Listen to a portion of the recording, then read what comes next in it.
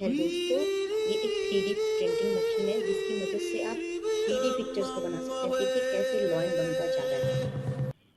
वाह, बिल्कुल असली के जैसा लॉयन प्रिंट होगा। अमेजिंग।